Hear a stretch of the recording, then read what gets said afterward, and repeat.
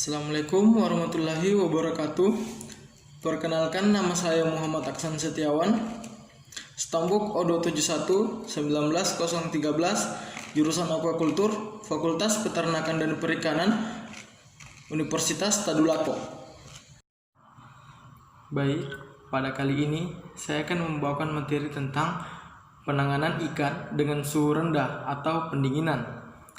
Pendinginan adalah penyimpanan bahan pangan di atas suhu pembekuan, yaitu -2 sampai 1 derajat Celcius. Nah, prinsip proses pendinginan dan pembekuan adalah mengurangi atau mengaktifkan enzim dan bakteri pembusuk dalam tubuh ikan. Proses pendinginan ikan dapat dilakukan dengan cara menggunakan udara dingin, pemberian es, atau menggunakan air dingin. Di sini ada beberapa jenis-jenis es yang digunakan.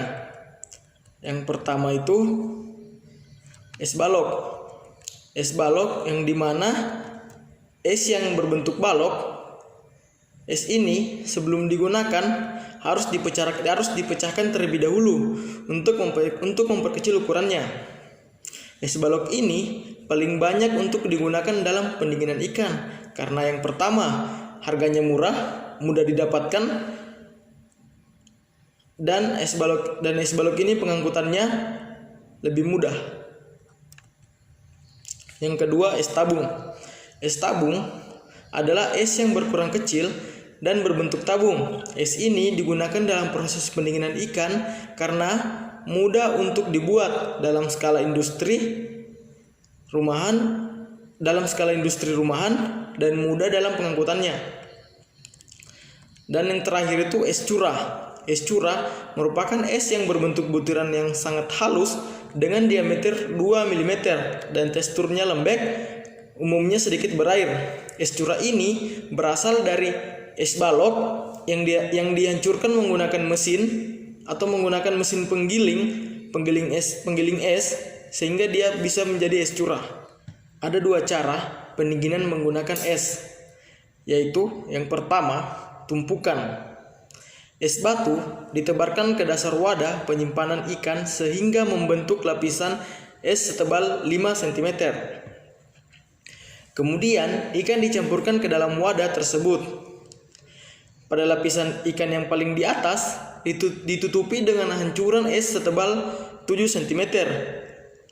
Lalu wadah ditutup agar tidak terjadi kontak dengan udara sekitarnya. Yang kedua, berlapis. Es batu ditebarkan di dasar wadah penyimpanan hingga membentuk lapisan setebal 5 cm. Selanjutnya, di atas lapisan es batu tersebut disusun ikan secara teratur dengan bagian perut menghadap ke bawah agar cairan es batu yang meleleh tidak tergenang di bagian perut ikan. Pada bagian atas ditaburkan kembali es batu sehingga membentuk lapisan setebal 7 cm. Selanjutnya, wadah ditutup agar tidak terjadi kontak dengan udara luar. Penyusunan ikan sendiri terdapat 3 cara, yaitu bulking, shelving, dan boxing. Yang pertama itu bulking. Bulking dapat diartikan bahwa ikan dan es disusun selapis demi selapis dalam sebuah wadah. Dasar wadah diberi lapisan es setebal 5 cm. Tebal di antara lapisan ikan dan lapisan es sebaiknya sama dan diusahakan agar setiap tubuh ikan terbungkus oleh es sehingga lebih cepat dingin. Bila jumlah ikan yang didinginkan sangat banyak, sebaiknya wadah dilengkapi dengan sekat hidup atau sekat yang mudah dibongkar pasang, terbuat dari kayu biasanya.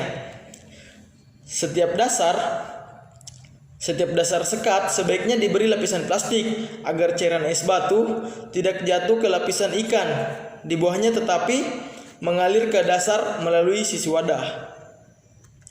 Baik, yang kedua, itu dengan cara shelving. Prinsip kerja ini sama dengan bulking yang dilengkapi dengan sekat hidup. Jarak antaranya sekitar 20 cm dan setiap sekat hanya menampung satu lapis ikan. Cara ini hanya digunakan untuk ikan berukuran besar karena dianggap menghabiskan banyak waktu, tenaga, dan tempat. Namun, mutu ikan dapat lebih baik karena kehilangan berat akibat tekanan lebih sedikit jika dibandingkan dengan cara bulking. Yang ketiga itu dengan cara boxing. Penyusunan ini menggunakan kotak atau box yang terbuat dari kayu, aluminium, atau plastik. Ikan disusun di dalam kotak, kemudian dicampur dengan es batu secukupnya. Keuntungan cara ini jika dibandingkan dengan kedua cara tersebut, penyusunan ikan, yaitu ikan tidak banyak mengalami luka. Tingkat kesegarannya ikan tidak banyak mengalami perubahan. Penyusunan dan pembongkaran ikan dari dalam kotak dapat dilakukan dengan lebih mudah dan cepat.